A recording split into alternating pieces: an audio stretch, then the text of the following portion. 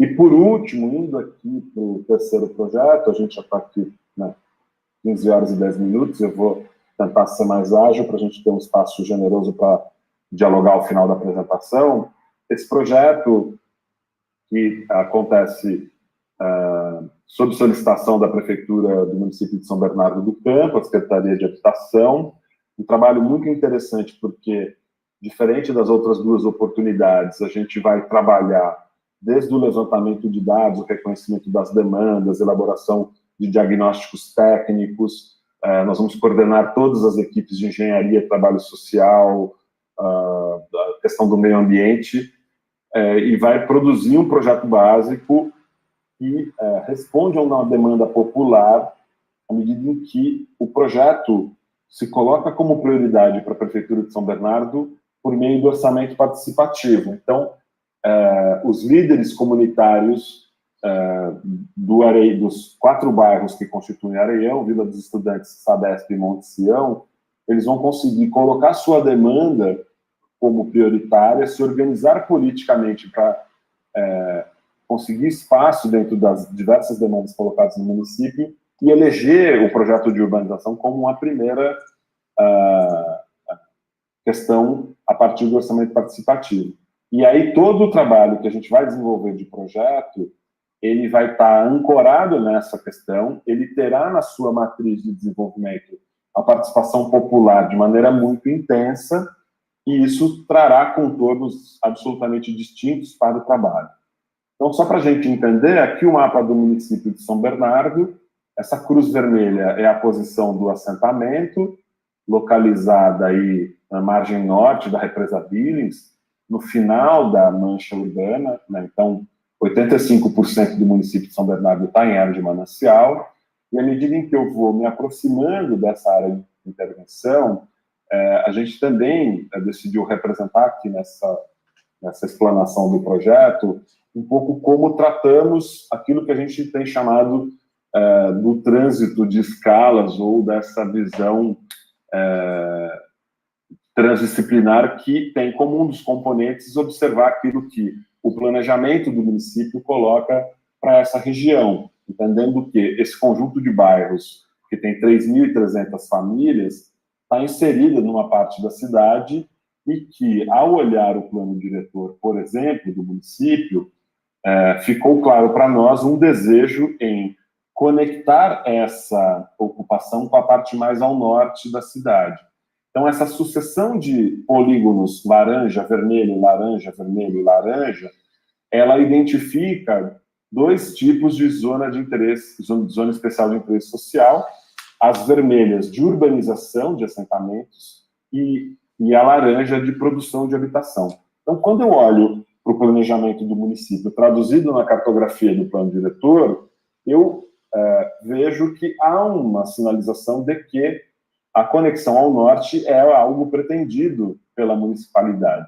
E aí a gente estabelece todo um conjunto de diálogos, reuniões e tratativas com todas as secretarias envolvidas, meio ambiente, planejamento, transporte, infraestruturas e assim por diante, para compreender o que estava pensado nas políticas setoriais, né? E a partir daí fazer uma proposta que inclusive vai avançar sobre o perímetro inicial, buscando essa conexão e continuidade do tecido urbano. Então, só para que a gente compreenda, essa aí é uma imagem aérea feita da porção mais ao sul da ocupação, ao fundo a represa Billings, a mesma que banha o Cantinho do Céu, só que aqui nós estamos em outro município, e essa rodovia aqui no canto inferior direito da imagem, a rodovia Anchieta, uma das 2 rodovias que conecta São Paulo com a região de Santos, como eu havia mencionado anteriormente, e aqui o Rodoanel Metropolitano, né, uma obra de infraestrutura que conecta aí todas as, salvo engano, 16 rodovias que se aproximam da capital. Então, é uma comunidade que sofreu, ao longo das décadas, essas intervenções das grandes infraestruturas rodoviárias, e, nesse sentido, com essa demanda colocada para o projeto a partir, né, de uma solicitação popular, como eu havia dito, do orçamento participativo, e a metodologia de trabalho sugerida pela Secretaria de Habitação do município, considerando a participação popular como um componente em todo o projeto, a gente tentou sintetizar o que seria a metodologia que a gente iria utilizar de uma maneira gráfica bastante legível. Então, a ideia do círculo, né, para que a gente não tenha a hierarquia de uma parte sobre a outra. Então, a leitura técnica compreende toda a parte de levantamento de dados, diagnóstico, de todas as disciplinas.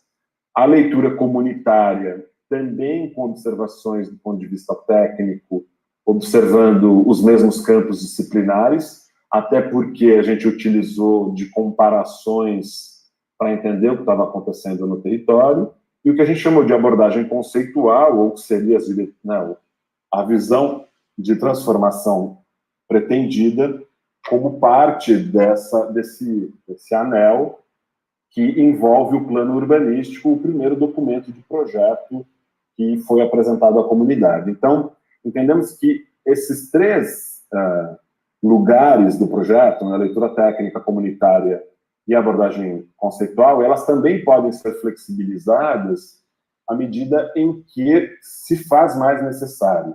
E essa maneira, que pode parecer simplista de representar a metodologia, ela está colocada propositalmente dessa maneira para que a gente também compreenda que, com o passar do tempo e com as demandas de cada lugar, isso precisa se reorganizar. Então, é uma metodologia que se pretende chamá-la de aberta, né? Ela não é inovadora, ela traduz aquilo que uma série de experiências desenvolvidas anteriormente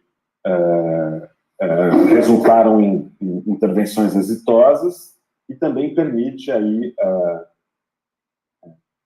receber sugestões e adequações. E acho que é importante fazer essas reflexões, porque acho que é um momento em que você para e olha para o trabalho de uma maneira talvez pouco usual para os arquitetos, que é refletir sobre o método, sobre a maneira como se intervém. Então, parte dessa leitura comunitária vai estar traduzida em um conjunto de reuniões feito com 40 famílias, que eram famílias que iriam multiplicar a informação dentro do bairro, e com as quais a gente tinha encontros periódicos. E aí, para que eles compreendessem tudo aquilo que estávamos abordando, a gente lançou mão de todas as estratégias possíveis de comunicação. Então, maquete, projeção sobre maquete, projeção de fotos, cartografias e assim por diante, né? Esses são os registros dessas reuniões, e aí a gente tinha, no começo e final de cada uma das 7 etapas do projeto, grandes assembleias, onde a gente chegou a conversar com representante de 300 famílias, e onde a gente fazia uma espécie de prestação de contas, né, dos tempos do projeto, e também abria para contribuição dos moradores, do ponto de vista da validação de determinadas alternativas de projeto, ou de questões que iam se apresentando ao longo do trabalho. E com isso, a gente conseguiu um resultado bastante expressivo para o projeto e também um canal de comunicação muito valioso com a comunidade, né? E, ao final dessas grandes assembleias, a gente ainda se colocava à disposição, que a gente chamou de plantão, para esclarecer dúvidas ou dar conta de atender, moradores que não tiveram oportunidade de horário ou que estavam com outro compromisso, assim por diante.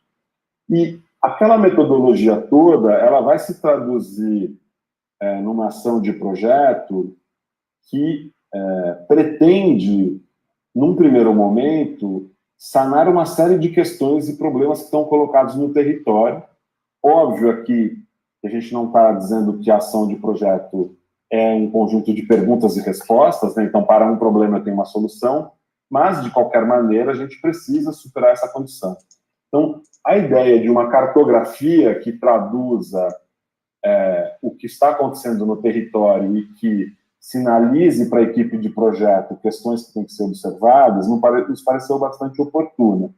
E aí, nós trabalhamos com 3 grupos de questões. Em amarelo, aquilo que são as questões de infraestrutura, então, drenagem, esgoto, água, etc. Em lilás, as questões de mobilidade e acesso.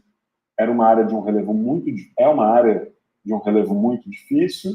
E em vermelho, aquilo que a gente chamou de riscos físicos e ambientais. Então, conjuntos de moradias precárias em uma área suscetível a escorregamento, áreas possíveis de incêndio e assim por diante.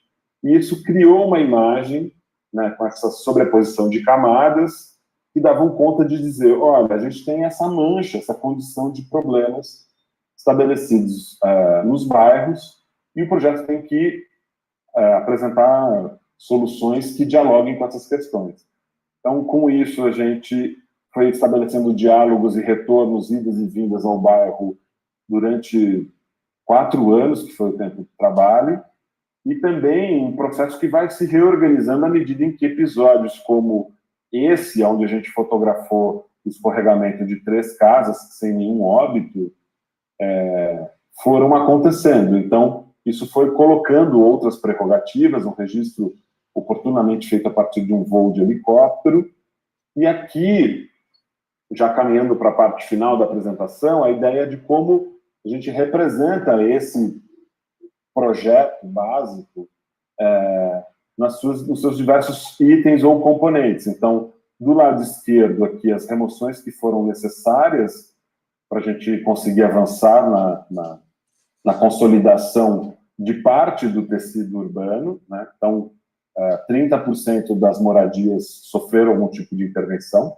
Inicialmente, a prefeitura colocava um número na casa dos 55% das remoções. A gente conseguiu reduzir bastante, discutindo critérios e situações, às vezes, difíceis de consolidação, mas que nos pareciam apropriadas, dado o impacto social que o projeto teria sobre os moradores. Do lado esquerdo, todos os dispositivos de circulação viária, e eles traduzidos sobre o bairro. E aí vocês vão perceber aqui, desgarrando aqui numa diagonal na parte superior, um sistema viário que excede o limite do bairro. Então, toda aquela cartografia que compreende o que está no plano diretor resultou em uma decisão de desapropriar o terreno localizado mais ao norte desses assentamentos, me desculpem, para que ele servisse como alternativa à produção habitacional para receber 900 famílias por meio de um projeto promovido pelo programa Minha Casa Minha Vida. Então, a ideia de que essa intervenção ela excedeu os seus limites de perímetro inicialmente, porque nos parecia adequado que a conexão com o restante da cidade acontecesse de maneira efetiva. Aí o sistema binário que se constituiu, então uma das ruas acessa de sul para norte e o retorno de norte para sul, superando uma condição quase de isolamento colocada anteriormente. Aqui, todas as 1.141 unidades desenhadas para atender essas famílias. Importante dizer que a gente produziu 241 unidades em 4 conjuntos dentro da área de intervenção e 900 fora. Todas as áreas comerciais, então, como havia dito, a gente participou de todo o processo de projeto, então, as pesquisas de porta a porta, então eu tinha os dados, eu tinha todas as casas georreferenciadas, então, quando eu faço um mapa de remoção, eu tenho o dado família a família, a gente conseguiu saber quais eram as composições familiares, entendeu qual seria a demanda das unidades, então, foi determinado que 90% das unidades seriam de 2 dormitórios e 10% de 3 dormitórios para atender as demandas, né? Então, a gente consegue avançar num nível de refinamento e de qualificação da demanda que te permite essas questões. E com esses dados em mãos, a gente também verificou a interferência com 60 comércios do local e propôs 4 posições para realocação desses comerciantes, posições sempre vinculadas em locais estratégicos dentro dos bairros, porque se a condição da localização também não fosse uma oferta adequada, entendemos que o funcionamento desse estabelecimento estaria fadado ao fracasso e ao seu fechamento, interferindo, inclusive, na maneira como as famílias organizam a sua economia e ofertas de emprego, né? A questão das posições de equipamentos que foram propostos e, ao fim desse plano urbanístico, o que seriam aí os sistemas de áreas livres ou de recuperação ambiental numa superfície de mais de 100 mil metros quadrados, né? Aqui, a inserção dessa intervenção dentro da foto aérea, então, como isso se relaciona com o restante da cidade, nesse contexto de um relevo difícil, um componente ambiental importante, né, dentro de uma área de preservação ambiental, de áreas de parque de outros municípios, assim por diante. E aqui algumas isométricas que dão conta de tentar representar como essas quadras se organizam e como essas vielas propostas, iluminadas em vermelho e verde, organizam novas possibilidades de circulação, de acesso à infraestrutura, de melhoria da insolação e da ventilação, inclusive, né? E aí, isso se organiza sempre observando o funcionamento dos sistemas de infraestrutura por gravidade, então da cota alta para a cota baixa, e assim por diante, né? Da cota alta da cota baixa, drenagem e esgoto, né? Representados aqui nos cortes dessas quadras, e como isso se coloca. E esse projeto chegou ao requinte dos detalhes das vielas, das paradas de ônibus, de seções de rua, e assim por diante. E numa aproximação para trechos mais expressivos do projeto, né, aqui a gente tem um pedaço da comunidade que era identificado como Favela do Rato Molhado, dada a condição de alagamento que se observava aqui, então todo o esgoto do bairro caminha para esse ponto, então um lugar bastante crítico, com uma série de infraestruturas que passam por baixo do sistema viário e que transportam, por exemplo, o abastecimento da água da represa para a estação de tratamento que está mais ao norte. É uma tubulação de 2 metros de diâmetro, que transporta 3 metros cúbicos de água por segundo, é uma infraestrutura de risco, inclusive, se não for protegida, e também um oleoduto da Transpetro passando por aqui. Então, aqui foi necessária a remoção integral dessas 110 famílias, e aí a alternativa foi produção de habitação 1 para 1, né, sem aumentar a densidade, e também abrigar parte do comércio que se estabelecia nos melhores imóveis no térreo desses blocos. E esse espaço, como configurava uma área estratégica para o projeto, por conta da proximidade com esse curso d'água, e de constituir o que é uma porta de entrada na porção mais ao sul do assentamento, que a gente decidiu, né, desenvolver um projeto de habitação com comércio no térreo, como eu havia dito, se relacionando diretamente com esse espaço, que é um espaço de um parque, né, de apropriação e uso público. Alguns cortes que dão conta de representar como foi essa estratégia, né, esse edifício laminar que constitui aí uma ocupação, liberando ao máximo a área para o parque. Essas vistas né, pontuais, e aí, obviamente, vocês vão perceber a presença dos decks, da madeira, de soluções de projeto que estão amparadas na experiência do Cantinho do Céu e em outras experiências que entendemos como exitosas. Aqui, nessa encosta mais ao centro da fotografia, a gente precisou resolver problemas de risco geotécnico, então o terreno podia escorregar, caindo sobre as casas na cota mais baixa e levando, nesse momento de ruptura, as casas da cota mais alta.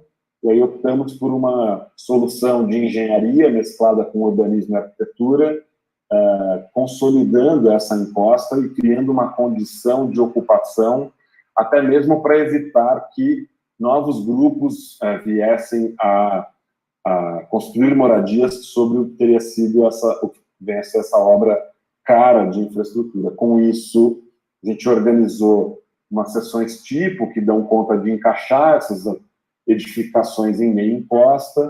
Elas funcionam articuladas com sistemas de engenharia para contenção, né, dessas pequenas encostas, permitindo aí soluções de arquitetura bastante interessantes. Há uma lei específica para essa área de mananciais que permite construir com até 20 metros de altura, permitindo densidades como apresentada nessa imagem, né? E aqui soluções de arquitetura que dão conta um pouco de apresentar as duas das alternativas de comércio. Aqui é uma das ruas principais, esse comércio que estabelece também uma relação necessária de uso para conexão com uma praça mais ao fundo. E essa é uma vista desse conjunto, né? Comércio no térreo e serviços nos andares de cima. Um corte que passa por dentro dessa arquitetura e mostra essa relação com essa praça que acontece também numa outra área de risco, é uma grota, né, que é uma figura utilizada para representar uma conformação geográfica, e esse outro terreno, que é um espaço residual de remoções, naquele sistema binário de circulação que a gente constituiu, e que também pretende, aí, a partir dessa arquitetura, constituir um lugar para realocação dos comércios, né? Aí o mesmo conjunto de peças gráficas, e encerramos a apresentação dos projetos aqui. Quero agradecer mais uma vez a oportunidade e me colocar aí absolutamente à disposição para a gente falar dos projetos ou de questões afetas aí ao tema. Ok, obrigado ao Marco Poldarini. A gente fica imensamente grato aí pela sua disponibilidade, pela excelente apresentação, trazendo essas referências para a gente poder discutir aqui com os nossos alunos em Curitiba, né, nesse momento que a gente está pensando o projeto para uma área de urbanização precária. A gente vai abrir aqui para os alunos, né, para que vocês possam dirigir aí as suas questões, dúvidas, observações ao Poldarini, né, sobre os projetos que foram apresentados. E antes disso, eu queria já fazer uma observação inicial aí, né, que acho que os 3 projetos que você apresenta, a gente também dá numa aula, acho que há 2 semanas atrás, ou 3, não me lembro bem agora a data, a gente também fez referência a um projeto que você desenvolveu para São Paulo, e aí a gente consegue perceber bastante essa sua linearidade, né, na forma de organizar o projeto nessas áreas de urbanização precária, né? Acho que fica bastante, assim, claro o partido arquitetônico que você emprega na sua concepção de projeto, e a gente consegue ver essa assinatura, essa identidade, trazendo uma qualidade arquitetônica para essas áreas tão precárias, tão degradadas e muitas vezes relegadas, não só da cidade, mas da própria arquitetura em si, né? Que, como você dizia no início, é sempre uma dificuldade a gente discutir o rol de projetos para habitação de interesse social, para urbanização de áreas precárias, é sempre tão restrito a poucos escritórios, né? Então, parabenizo pela sua produção e grande contribuição, né? E Obrigado. Aí, eu que agradeço. E aí, Poldarini, assim, acho que você trouxe, né, no caso de São Bernardo, que tem uma complexidade também, né, da metrópole, a complexidade daquilo que se relaciona com São Paulo, com Santo André, com Mauá, né, áreas bastante precárias, né, e ao mesmo tempo com bastante dinheiro por conta dessa produção toda industrial, de serviço, né, dos bancos, né, todo presente na Grande São Paulo. E aí você colocou a questão da metodologia de projeto, né, que havia uma observação da própria prefeitura, no sentido de se colocar, né, um diagnóstico, um levantamento que vinha da população juntamente com esse levantamento técnico, né? E eu queria que você pudesse colocar um pouquinho mais sobre isso, né, essa metodologia de um projeto participativo, de um projeto que a comunidade é envolvida, né, junto da concepção, né? Como é que isso é apropriado depois na sua forma de pensar o projeto, né? E as etapas de colaboração da população, né? Porque no projeto é comum a gente ter essas dúvidas, né? Quem está contratando, né, fica sempre muito curioso com o que vem, quais são as respostas que a gente está dando para as demandas, né? E como é que fica, né, nessa questão mais ampla de uma comunidade toda envolvida, né, a gestão dessa fase de concepção de projeto e um projeto participativo?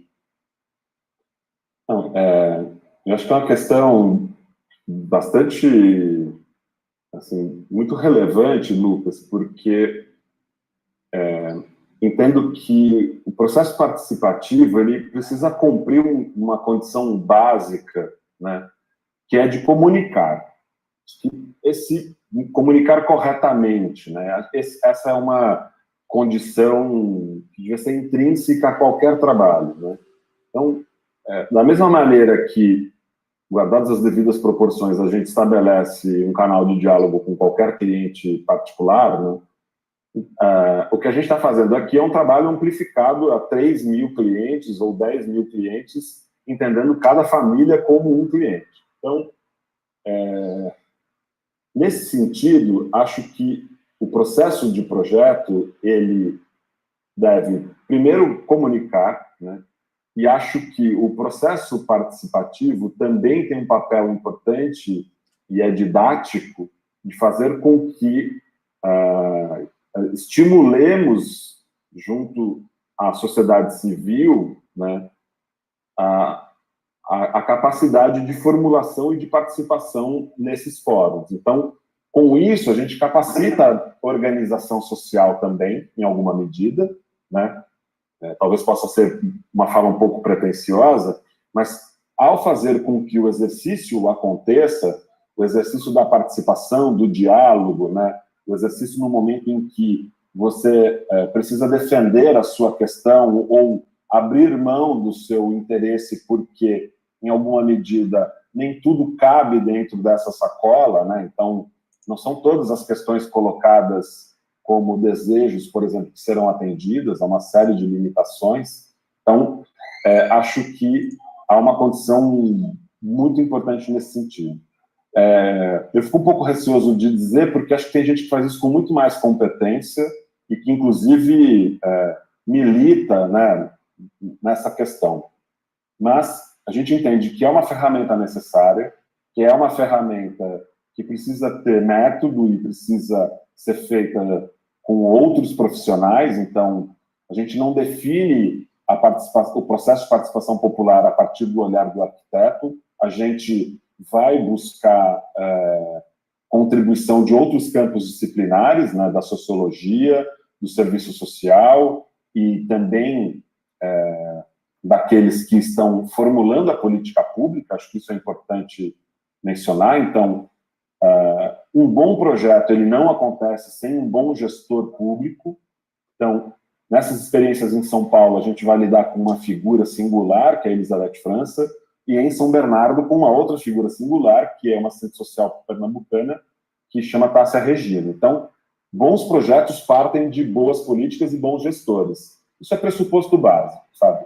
Não há desenho de lapiseira que se sustente num universo estéreo, né? Enfim, então, nesse sentido, eu vou estar o tempo inteiro aqui fazendo uma reflexão que é o papel dos outros arquitetos e dos outros técnicos dentro do poder público que se inicia na formulação dos planos, projetos, da política em si, porque isso é o pressuposto para que a gente faça boa arquitetura, né? E acho que é importante frisar a questão, porque geralmente o trabalho que vai para a mídia específica é o trabalho do escritório de arquitetura, né?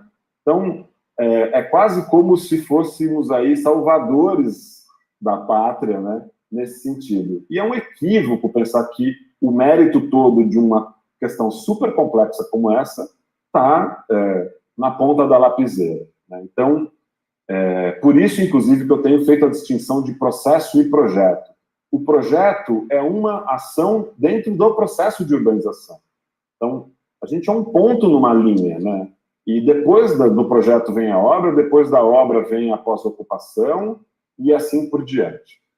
Então, esse momento do projeto, né, quando ele se coloca dessa maneira, como em São Bernardo, em que por mobilização popular, o projeto entra como prioridade para a prefeitura, ele vai trazer, inclusive, uma adesão e participação absurda, né? Então, fazer uma reunião com 300 famílias, não eram 300 pessoas, eram 300 famílias, ter quase 10% dos moradores participando das grandes assembleias.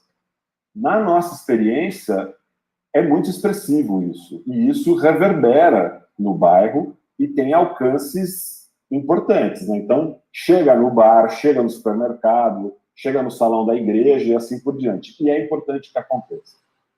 Também é importante frisar que a gente trabalhou com 2 grupos, então, era início e final de cada etapa, foram 7 etapas, grandes assembleias. E uma agenda intensa com 40 famílias que representavam parte das lideranças comunitárias ou de grupos articulados que poderiam levar a informação mais detalhada e que poderiam trazer, inclusive, dados sobre a ocupação que a gente não tinha verificado nas vistorias, nas pesquisas com a Defesa Civil, que a sondagem não foi capaz de mostrar determinadas situações suscetíveis a escorregamento e assim por diante. Então, quando a gente monta aquele diagrama do conceito metodológico, da metodológica, está tentando, inclusive, estabelecer um diálogo interno para a equipe, mostrando assim, é isso mesmo que a gente faz, né? É essa maneira que a gente pensa esse projeto? Porque aquilo parece banal, mas para nós tem uma certa complexidade ali, à medida em que uma forma simples, geométrica, tem que dar conta de abarcar essa transição, né, das diversas etapas do trabalho. Então, com isso, a gente entendeu que tem 2 campos importantes, né, de atividades, 2 grupos de atividades. Aquela técnica, que abarca engenharias, etc. e tal, e os grandes temas também trabalhados com a comunidade. Então, ao mesmo tempo que eu tinha especialistas em solo olhando o risco, eu estava coletando a informação dos moradores, então teve vistoria com câmera fotográfica, o Serviço Social fez uma série de atividades que estão registradas ao longo do trabalho e que iam sendo informadas à equipe e que ia traduzindo em relatórios e que fazia as aproximações técnicas posteriormente. Isso para identificar problemas, para identificar demanda, para levar a demanda para o município e assim por diante. Então, nesse exercício de diálogo estabelecido com esses 2 grandes grupos, né, a gente foi também dando pistas do que ia acontecendo e estabelecendo dinâmicas que fossem possíveis de alcançar os objetivos pretendidos. Então, não adianta eu querer fazer um amplo debate sobre risco com 400 famílias. Primeiro porque o som do microfone não chega legível na última fileira, até porque responder a todas as questões iam gerar uma confusão, enfim. Então, você tem dentro de uma prática, né, de experiências e do jeito de fazer, questões que têm que ser observadas. Então, o trabalho todo, ele está apoiado nessa visão metodológica que se estrutura a partir de uma ferramenta que chama termo de referência do projeto.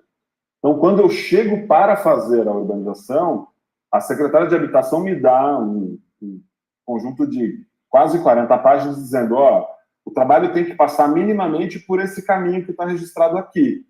Novas contribuições devem ser avaliadas e acrescentadas ao termo de referência. De novo, tudo isso para enfatizar que você não está solto no bairro para fazer o que você quiser. Isso, a gente está falando aqui da atuação profissional, que é completamente diferente da produção acadêmica, né? A gente trabalhava num grupo de 8 empresas, quase 40 técnicos, e o escritório de arquitetura coordenando todo esse grupo. Então, é um apoio que um trabalho de escola não tem. Então, para que os alunos não tenham nenhuma angústia aí do que estão fazendo dentro dos ateliês, mas que é importante frisar que tem essa questão que se coloca e que traz contornos diferentes para os projetos. Isso também não quer dizer, para a nossa avaliação, que um projeto sem participação popular não possa acontecer. Tanto é que a gente tem uma série de experiências que não teve a participação dessa maneira. O projeto do Corruíras não tinha participação popular estabelecida e a gente se enfiou dentro da comunidade, óbvio, né, com conhecimento da gestão municipal, para estabelecer um diálogo mínimo, né? Então, você sempre troca num momento como esse, e é importante que aconteça, né? E também você acalma os ânimos, né? Quebra um pouco das expectativas, das angústias, e é importante que isso aconteça. Por quê? Porque esses grupos estão aí, as cotoveladas, construindo a sua moradia ao longo da vida toda, né? Então, há que se compreender que, do ponto de vista das trajetórias estabelecidas, né, tem gente que está sofrendo muito a longo período para conseguir garantir a sua moradia. Então, acho que são questões importantes para a gente ter no horizonte, para entender onde é que está pisando, como é que está se deslocando aí para fazer os trabalhos. Não sei se eu dei conta de te responder, Lucas, mas é um pouco esse o caminho que a gente vem adotando. Sim, respondeu muito bem, sim, Marcos. Eu agradeço aí pela sua colocação e acho que também foi muito bom esse toque que você deu para os alunos aí da angústia, né, há uma diferença, né, o que a gente quer é prepará-los para esse tipo de atuação, né. Então, aqui no ateliê, e já bastante limitado nesse ciclo de ensino remoto, né, a gente tenta mostrar as possibilidades e metodologias, como é que isso se efetiva, de fato, num trabalho junto à comunidade e na prancheta, né, do arquiteto. Né. Mas eu agradeço. Posso fazer uma ponderação? Eu faço muito uma piadinha, assim, que não é de minha autoria, mas eu não lembro com quem eu aprendi. Que é uma expressão que é assim, muito cuidado com o que se deseja, né? Estou dizendo isso porque muitos estudantes batem a porta do escritório ávidos por essa questão do projeto participativo, isso é preponderante e tal. Não é algo simples de se fazer, assim. É tenso, é complexo. Só para se ter uma ideia, a gente tinha que entregar convite porta a porta. Então, imagina 3.300 domicílios, 14 grandes reuniões. Tinha gente que passou 2 anos entregando convite, porque encerrava uma, já começava outra convocação e assim por diante. Então, é complexo, não é para colocar nenhuma condição de medo nem nada, mas é para compreender, porque fica parecendo que isso é uma coisa tranquila de se realizar. E aí tem uma condição que é pegar o microfone, olhar para 400 pessoas e falar assim, olha, todo mundo que está aqui nessa sala, 1/3 vai ter que sair da sua casa. Esse é um recadinho que você dá no final de processo de apresentação de plano ou projeto. E depois você desliga o microfone e fala assim, estou aberto a perguntas. Então tem que estar muito preparado, porque vai ser insultado, vai ser xingado, você tem que manter a calma, não pode perder a compostura, é tenso. Nessas reuniões eu geralmente não consigo dormir, porque é uma super angústia, por mais que você vai ficando calejado ao longo da vida, né? Enfim, você vai ficando insensível, sempre é muito doloroso olhar para uma plateia. Você olha 3 na tua frente, você fala assim, um de vocês vai sair da sua casa. Enfim, e aí, só para completar um pouco a questão, nessas grandes assembleias, toda vez que a gente comunicava isso, eu ia fazer um plantão de 1 semana dentro do bairro. Então, sentava numa cadeira, com o projeto impresso no maior formato que você consegue, com uma lista das famílias atingidas, e a fila do cara chegar na tua frente, você tem que olhar para a cara dele, identificar ele no mapa e dizer, o senhor sai da sua casa. Vai falar isso para um cara que passou a vida inteira construindo a casa dele, que ele vai sair de uma casa, às vezes, de 100 metros quadrados e com um apartamento de 43. Tudo bem, não é sua responsabilidade, são os contornos colocados pela política pública, tem uma série de questões que estão ponderadas, etc, etc. Mas tem que ter estômago para fazer o processo como um todo, porque, óbvio, né, é uma delícia, você escuta relatos lindíssimos, as pessoas te agradecem, tudo isso acontece, mas eu acho que é importante apresentar um pouco como é a coisa por dentro, porque senão fica parecendo que é uma coisa simples, ou que você decide não fazer e aí você está cometendo um equívoco. Isso não é tão simples assim, né? E também, uma última questão, não quero me alongar mais no assunto, mas eu acredito que o processo participativo, ele só vai encontrar ressonância e ser validado se ele tiver implantado de maneira estrutural dentro da administração pública.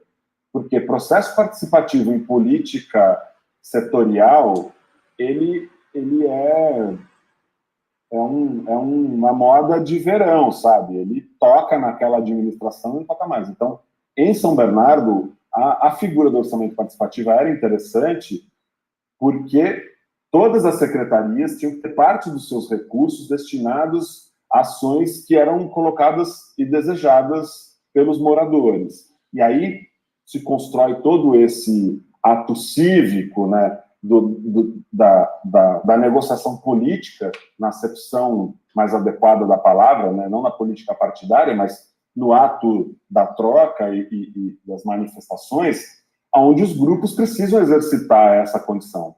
E isso é parte daquela condição pedagógica que eu coloquei inicialmente, didática, enfim, não lembro a expressão que eu usei. Então, tudo isso, quando você olha acontecendo, é emocionante mesmo, sabe? É de perceber que, ao longo de um processo como esse, aquilo que era uma demanda particular o meu problema, vai abrindo espaço, como a gente teve nas últimas reuniões com aquele grupo dos 40 representantes, das pessoas decidirem. Tem um campo de futebol no Areião que atende 300 crianças. E a única superfície plana que tem naquele bairro é o campo de futebol. Os moradores olharem para aquele lugar e a gente falar, segue como campo ou posso construir 400 apartamentos aí?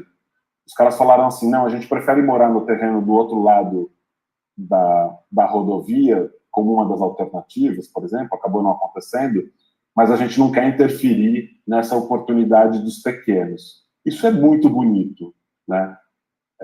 Porque coloca uma visão de uma condição cívica que nos parece mais adequada. Então, óbvio, isso presenciar essas questões não tem preço, e aí, de fato, esse negócio funciona como uma droga, né? Porque ele invade a tua corrente sanguínea e não sai mais.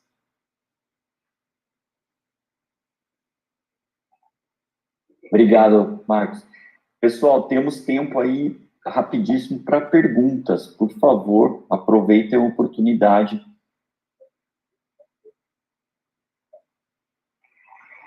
Oi, eu gostaria de fazer uma pergunta. Vocês estão me ouvindo? Sim, então. Primeiro, queria agradecer ao Marcos, né, por vir aqui conversar com a gente. É um trabalho muito bonito mesmo. É a terceira vez que eu tenho a oportunidade de assistir você falando. As outras 2 vezes foram em eventos maiores, então não tinha muita oportunidade de fazer pergunta, mas é sempre muito emocionante ouvir o seu trabalho, de trazer boa arquitetura realmente para uma esfera mais social. Eu queria saber se no projeto do Corroídas foi feito algum estudo de pós-ocupação já, e se vocês sabem se são as mesmas famílias que continuam morando lá. Porque uma coisa que me deixa sempre um pouco preocupada, assim, né, nesse processo o outro lado da história que acontece de uma forma meio perversa, né, das pessoas acabarem sendo, depois de um tempo, expulsas do lugar onde elas moravam por conta do encarecimento do custo de vida, da gentrificação.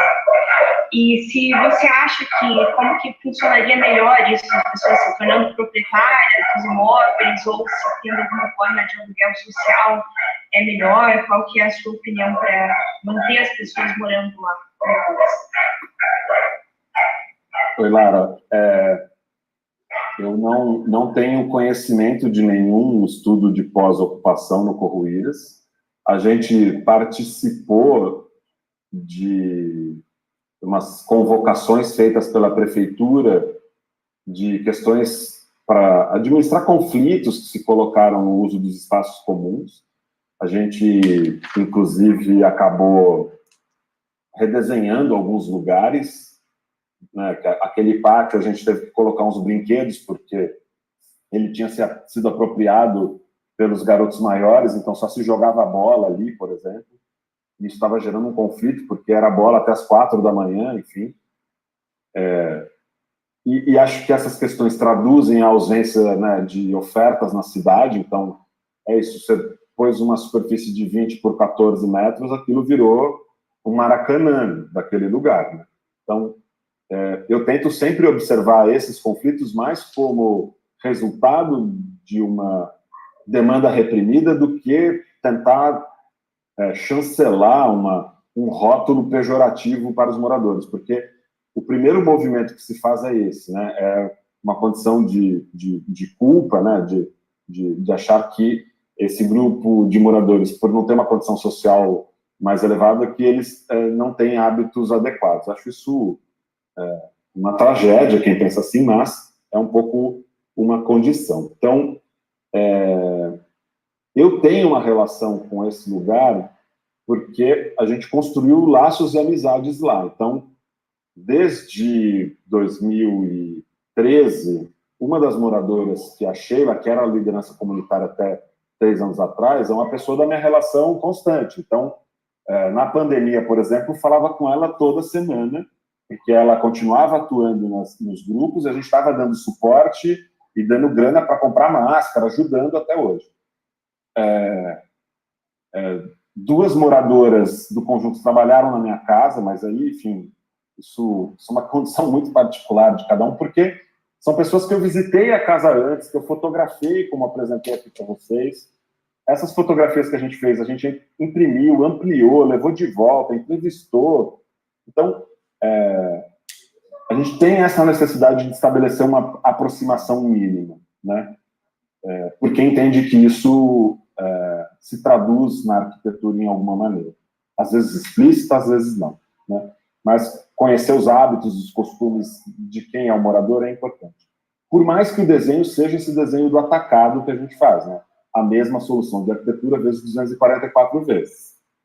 Enfim, então, nesse sentido, a prefeitura teve lá umas ações de acompanhar, a gente não fez. Os registros iniciais eram para tentar dar conta do escritório fazer a sua avaliação pós-ocupação, a gente não conseguiu avançar com isso, por uma série de questões. E quando uma família recebe uma moradia, pelo menos hoje eu não tenho muita clareza de como isso está na prefeitura, mas a época em que as famílias receberam Corruíras, a cidade de São Paulo colocava um documento que chamava, acho que TPU, Termo de Permissão de Uso, e o cara poderia negociar o imóvel em 10 anos, né?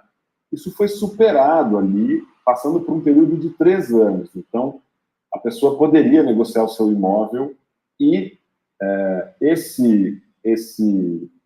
saída do imóvel, né, ela perde o direito a um segundo atendimento da política pública. Isso também pode mudar à medida em que as gestões mudam. Estou falando sempre observando o momento de 2013, que é o que eu tenho na minha memória, tá? Então, acho que a gente tem uma condição muito heterogênea do ponto de vista das condições econômicas e de outros índices dessas famílias que moram nas favelas ou não. Então, acredito que uma solução híbrida que possa, em alguma medida, oferecer a moradia de maneira definitiva e que também componha um conjunto de alternativas que passe pela alocação social ou outras possibilidades, é absolutamente necessário para uma cidade como São Paulo e Curitiba, né? Porque as demandas são muito heterogêneas, como eu acabei de dizer, né? E também é importante refletir que quando a gente tem uma condição estrutural adequada, economicamente, institucionalmente, toda a sociedade caminha então, se a economia vai bem, todo mundo tem um fôlego um pouco maior. Um momento como o que a gente está hoje, ela vai suscitar adequações na política em alguma medida, né? Vocês devem estar passando aí por uma oferta de atividades, lives, palestras, conversas entre amigos, de refletir sobre o que será a produção de arquitetura para a cidade ou para as edificações no momento pós-pandemia, por exemplo, né? Então, acho que esse momento que a gente está vivendo hoje, ele ele coloca uma lupa nessa questão, que é de pensar a nossa capacidade de adequar a contextos os mais variados possíveis, né? Em 46 anos de vida, nunca tinha me deparado com uma condição tão difícil, né? Já passei por algumas crises econômicas, institucionais, enfim, etc., né? Mas é tudo dentro de um dito âmbito, né, numa condição democrática, desde que eu me entenda por gente, e dentro de uma economia com alguma sustentação. Agora, uma crise sanitária como essa, em que a gente está trabalhando em casa há 10 meses, isso, quem tem casa e quem tem condição de ficar em casa, ela coloca uma cena muito distinta. Então, não dá para olhar uma condição tão complexa e pensar que as soluções serão soluções únicas. Agora, você tem, por exemplo, quando você pega os mapas de remoção, como do Areião ou do próprio Cantinho do Céu, tem uma condição muito difícil que é observada claramente, que assim, as áreas mais sensíveis, mais críticas, têm os piores padrões de edificação, e se você olhar a composição familiar, são as mais diversas e provavelmente as com menor escolaridade, menor renda e menor possibilidade de enquadrar num mercado de trabalho, nem sendo oficial. E aí o que você faz? Você intervém naquele lugar e retira esses caras, porque precisa, porque é uma ação de sustentação à vida, né? Então, você precisa garantir a vida do cara, senão a casa vai cair. Senão você não consegue alcançar o objetivo que é consolidar as outras 70% das famílias. E aí o desenho de arquitetura sozinho, ele é muito limitado, né? Então, uma visão transdisciplinar, com uma política integrada, que promova, inclusive, essa condição de capacitar essas famílias para uma outra condição, seja para administrar o imóvel, seja para melhorar o ensino, ela é necessária. E, numa condição que a gente se coloca, inclusive, apoio efetivo para garantia de renda, né? A gente não tem um mercado de trabalho que dá conta do maior número de pessoas. Talvez em 2010 a gente chegou, acho que a 8% de desempregados, que era um número que a gente nunca viu. Então, parece que eu estou dando uma volta enorme, é que isso se traduz nesses assentamentos. A expressão mais latente dessa desigualdade, ela vai se dar nesses lugares. E aí o projeto de urbanização vai mexer exatamente no pior lugar, físico e social. E aí você, nos primeiros trabalhos, assim, eram quase crises existenciais, assim, porque você fala, eu estou mexendo no lugar mais crítico, assim, então eu estou deixando esse cara mais vulnerável ainda, né? Eu vou pegar um cara que não tem renda e vou jogar num apartamento que vai ter condomínio, água, luz, etc. Então, se esse cara não tiver amparado pelo Estado ou por qualquer outra que seja a equação que venha a surgir, a gente efetivamente não consegue dar saltos qualitativos de maneira integrada.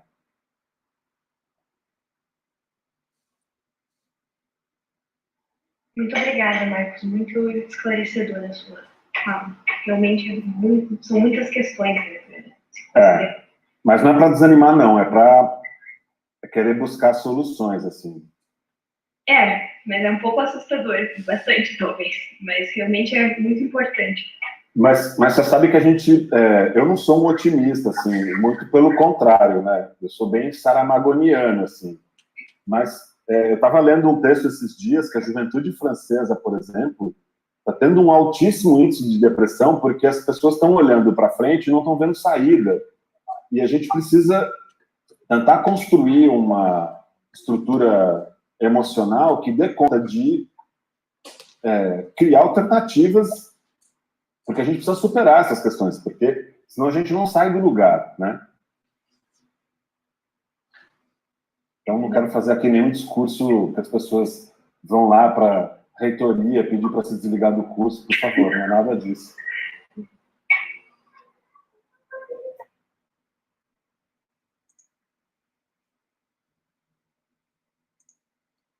mais questões, pessoal?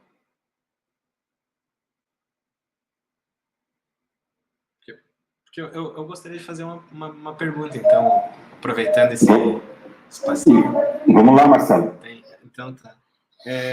Não, porque esses projetos, eles articulam diferentes escalas, assim, né? E eu fico imaginando como que é manter esses diálogos todos e, enfim, essa coesão ali, ou mesmo essa articulação com as próprias comunidades durante longo período, assim, porque é cansativo para todo mundo e, sobretudo, isso vai se diluindo ao longo do tempo, né? Então, existe um papel da arquitetura nisso que não...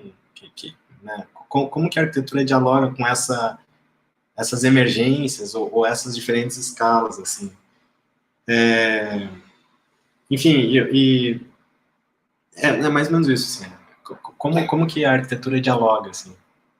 Você sabe, eu gosto muito de uma definição que o Álvaro Siza usa, né? Ele acha que o arquiteto tem um papel de um mediador nos trabalhos. E acho que é uma figura bastante oportuna para aquilo que a gente faz, assim, porque é um pouco isso, né? A gente recebe essa informação de todos esses campos disciplinares, dos seus parceiros de trabalho, recebe a informação que vem das atividades que se constroem com os beneficiários do projeto, precisa criar as pontes, né, para comunicar, seja com outras esferas de poder, estadual, federal, assim por diante. Né? É óbvio que um trabalho bem alinhado, quem faz essa parte institucional é o promotor do projeto, no caso desses que a gente fez é a prefeitura, então você precisa desse suporte, né, e esse diálogo, mas quando você vai para a reunião, quem produz o material de suporte somos nós. Então, assim, é um olho no peixe e o outro no gato, o tempo inteiro. E entender que você faz arquitetura fora da prancheta também, né? Então, quando você estabelece... A gente, por exemplo, fez inúmeras reuniões com a Secretaria de Transporte para definir qual era a largura de rua que eles aceitariam para poder pôr o ônibus no bairro. Porque isso, não adianta eu falar, eu vou fazer uma pista compartilhada de paralelepípedo, o cara falou, desculpa, mas eu não ponho ônibus para circular em paralelepípedo. Eu não ponho ônibus para circular se a rua tiver mais de 15% de declividade. Então, quando você ganha no sentido apropriado, né? Quando você vai estabelecendo esses diálogos e defende posições que, no seu entendimento, qualificam o projeto, você está fazendo arquitetura sem fazer uma linha, né? Então, e aí você tem uma hierarquia dentro do trabalho, né? Então, você tem uma figura de um coordenador executivo, e aí você vai também trabalhando numa matriz bastante horizontal e entendendo que os seus pares são, né, a tua condição de sustentação. Então, é importante que a gente compreenda que um projeto dessa escala, ele pressupõe uma visão bastante ampla do que vem a ser esses processos de produção de cidade, ou de, não sei qual a expressão mais adequada para usar, porque isso, assim, é a interface institucional, é verificar que a gente começa desenhando uma urbanização pensando no que será o último documento desse processo. Então, assim, o que eu quero dizer com isso? Como é que o cartório registra um lote, por exemplo? Né? Esses caras vão fazer parte da cidade oficialmente, eles vão estar enquadrados naquilo que é o sistema, vão ter escritura do seu terreno, sua moradia, assim por diante. Então, lá na frente, se eu não tiver um amparo legal de como eu resolvo a regularização dessas edificações, né, o projeto não serviu de nada. Então, eu começo a desenhar pensando que lá no final eu tenho que fazer com que os imóveis tenham frente para uma via pública, em grande maioria, ou que isso vai se organizar como pequenos condomínios, e aí é uma associação similar a de um edifício vertical, por exemplo, Então, eu vou ter um lote maior que tem X famílias que moram ali, e cada um vai ter uma cota desse lote, desse conjunto construído. Eu preciso entender, por exemplo, o que a companhia de esgoto vai aceitar, né? Porque se eu tiver que fazer com que toda a saída de esgoto de uma edificação se conecte diretamente com uma rua ou viela, só essa decisão muda o volume de remoções absurdamente. Se eu não puder passar o esgoto dentro da casa do vizinho, e dentro do outro, e depois conectar numa caixinha lá numa viela, né? Se isso não for um pressuposto para oficializar o sistema de infraestrutura, eu perco uma série de possibilidades de projeto. Então, quando eu olho essa história, eu estou olhando e compreendendo que infraestrutura funciona de maneira sistêmica. Eu tenho que saber como é que são esses sistemas. Eu não preciso saber dimensionar o diâmetro de um tubo de esgoto, mas eu preciso entender como ele funciona, né? Eu preciso entender que se eu tiver um ponto baixo, eu tenho uma coisa que chama estação elevatória, que é um dispositivo mecânico que pega o esgoto e bombeia para uma cota mais alta. Ah, isso tem relevância? Tem, porque você precisa de espaço para essa infraestrutura, você caminha o tubo até lá, você precisa ter uma viela para esse tubo passar por baixo, ou se ele passa por cima, enfim. Então, se você não sabe como isso funciona, os engenheiros vão desenhar o bairro por você, né? Se você não sabe como os sistemas de contenção de encosta funcionam, muro de arrimo, talude, gabião, etc., você vai pensar uma praça na meia encosta, a hora que for para o cara detalhar na engenharia, ele vai te ou devolver dizendo isso aqui não é factível, ou vai devolver uma outra coisa. Então, o desenhar cidade, e até mesmo um edifício, ele pressupõe compreender essa integração dos campos disciplinares. E aí, o que eu acho que é muito bacana nesses processos e projetos de urbanização é que você consegue lidar com tudo isso, né? Então, talvez das raras oportunidades para o arquiteto, que ele vai desenhar sistema viário, escadaria, praça, rua, casa, comércio, paisagismo, vai conversar com o cara de drenagem. Assim, para eu propor um canal aberto que tem uma área onde ele amplia um espelho d'água, eu preciso entender como é que isso funciona. Entender que eu tenho uma declividade no sentido longitudinal do canal e que isso tem um comportamento, que eu preciso ter volume de água suficiente para isso estar cheio, senão ele fica seco. Se ele ficar seco, não faz o menor sentido, e assim por diante, né? E aí a água evapora, ela percola no solo e assim vai. Então, tecnicamente, você precisa ser plural, né? E isso é muito legal. Assim, é parte do nosso ofício. E acho que trabalhar nas favelas é essa oportunidade ímpar, assim. É quando você pode propor uma seção de rua diferente. Não precisa ser calçada, guia, sarjeta, asfalto, guia, sarjeta, calçada do outro lado. Você pode, vou jogar com a drenagem para uma ponta, para outra, e assim por diante. Então, no contexto, né, nesse contexto contemporâneo, a gente tem poucas frentes para novas cidades, não é necessário, esse contexto de reorganizar o território que a gente tem na frente dos nossos olhos, que é com o que a gente lida, né? Então, isso para mim é muito fascinante. Então, projeto em área litorânea é uma questão. Projeto em área de encosta é outra. Então, é isso, assim. A gente tem experiências, por exemplo, de trabalhar em área litorânea, em Ilha Cumprida, que é aí 1/3 do caminho para chegar em Curitiba, né? E se ter que lidar com questões técnicas que influenciam diretamente no desenho do projeto. E esse é um barato, né? Porque rompe a lógica de reprodução de uma mesma solução. Então, você está o tempo inteiro debruçado sobre uma reflexão nova, sobre um sistema novo, uma tecnologia nova, e assim por diante.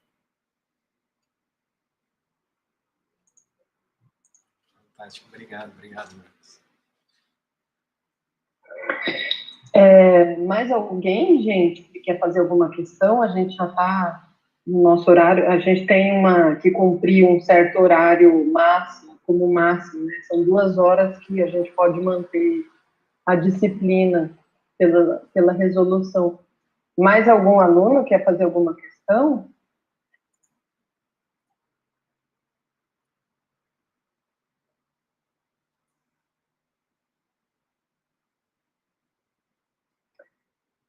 Marcos, foi um prazer, assim, foi uma baita aula que você deu para a gente hoje, todas as questões que você colocou, todas as questões que você respondeu e da forma como respondeu, né? Eu acho que nos ajudou muito. E eu só queria dizer que quando eu estava em São Paulo até 2018, eu dava uma aula na São Judas, onde eu era colega do Li, lá na São Judas. Uhum. E eu dava essa disciplina com o professor Luiz Guilherme, que é do Mackenzie, né? E É um querido, Luiz Guilherme. a gente dava disciplina de urbanismo juntos e a gente pedia que os alunos visitassem, como uma pós-ocupação, alguns projetos em São Paulo. O projeto mais disputado pelos alunos era o Cantinho do Céu. E a gente fez isso em 2016, 17 e 18, primeiro semestre de 2018. E assim, todas as vezes os grupos iam para vários, né, projetos e tal, e o Cantinho do Céu era o que os alunos voltavam e tinha uma certa coesão social, assim, principalmente naquela área da margem, né, da represa, que os alunos sempre voltavam dizendo, ai, professora, tinha muita gente lá e eles pediram se a gente podia voltar, e eles falavam tudo do projeto. Eles, os adolescentes, sei lá, as pessoas com quem eles acabavam conversando, e eles tinham que ir várias vezes, né? Não era uma única visita. Eles sempre tinham esse relato de que aquele espaço, né, um espaço público, um espaço de convivência que tem ali, era um caráter muito forte, assim, de aglutinação, de formação de um senso de coletividade ali. Isso era super interessante. Sempre era o projeto que eles tinham muito para falar. Eles ficavam horas falando de como é que era a entrevista, o que as pessoas queriam, que às vezes queriam que eles estivessem ali. Olha, então, aqui tem isso, a gente adora essa parte, tá? Era super interessante. Depois eu cheguei a orientar uma aluna de TFG metade do ano, né? Estava trabalhando no Jardim Gaivota, que acho que é a segunda etapa do projeto, Uhum. né? Então, ela também falava, ela era moradora do Jardim Gaivota, e ela estava lá na faculdade de arquitetura e falava que era um espaço, de fato, que era o lazer, né, da área toda, era ir até o parque, que eles chamavam, que era o Cantinho do Céu. Ela falava, as pessoas conhecem como parque ali, é o parque, né, a área de lazer deles era aquele trecho. Então, acho que é uma questão né, vinculada, acho que essa pergunta do Marcelo, a forma como a arquitetura interfere, né, nessa relação de formação de pertencimento, de formação de uma certa coletividade ali, né, um senso de coletividade. Mas super interessante, assim, muito obrigada mesmo pelo compartilhamento dos seus projetos, da sua fala aqui com a gente hoje. Bom, eu que agradeço, Carol. Você sabe que essa aluna da São Judas, eu tive na São Judas acho que umas 3 vezes lá. Fiz banca de TFG e fiz acho que umas 2 palestras. Ela veio conversar comigo uma vez, fiquei super emocionado, porque você acaba de apresentar um projeto, a pessoa levanta a mão e fala, eu moro aí, né? Primeiro que é perceber que as pessoas estão alcançando a universidade, né? Inicialmente, que é lindíssimo. Que, por exemplo, no meu tempo não era possível. Enfim, e isso é uma condição que precisa ser superada, né? E aí, quando você vai vendo isso, assim, moradores dos bairros chegando na universidade, provavelmente eles vão retornar para o seu lugar de origem com contribuições importantes, né? Então, acho que isso é imprescindível que aconteça.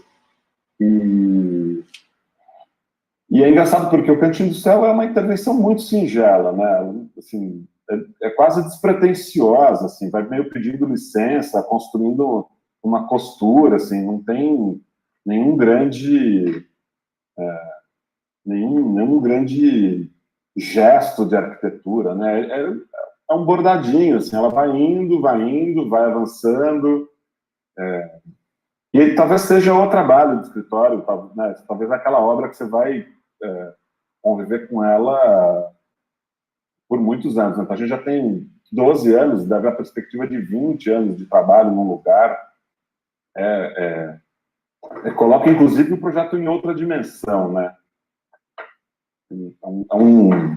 Eu também tenho um monte de amigo lá, enfim, os atores sociais, gente que, as lideranças comunitárias, a gente vai estabelecendo, tudo bem que isso é parte de uma postura pessoal, né? Mas você vai estabelecendo relação com os lugares, né? E, enfim, cada um faz a sua escolha. Gente, eu estou absolutamente à disposição de vocês. Se vocês quiserem fazer uma conversa em outro momento, só me chamar. Agradeço imensamente aí o convite e é sempre muito prazeroso poder compartilhar a experiência do escritório com vocês. A gente que agradece. É isso. Obrigada mesmo, Marcos. Boa tarde a todas e todos.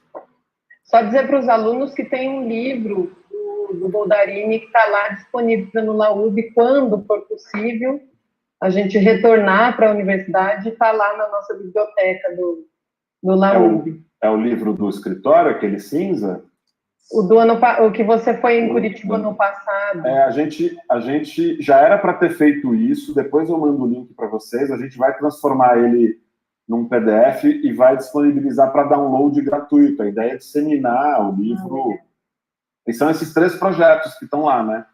Uhum. Então, até esqueci de mencionar isso. Então, para os próximos dias a gente deve ter isso. Eu compartilho com vocês, inclusive porque o livro daqui a pouco não vai mais fazer sentido, né? Porque ele vai ser o registro de um período. Então, a questão da pandemia nos fez colocar essa reflexão. A gente vai liberar ele para que todo mundo tenha acesso. Eu aviso vocês. Legal, obrigada, viu? Eu que agradeço. Obrigada.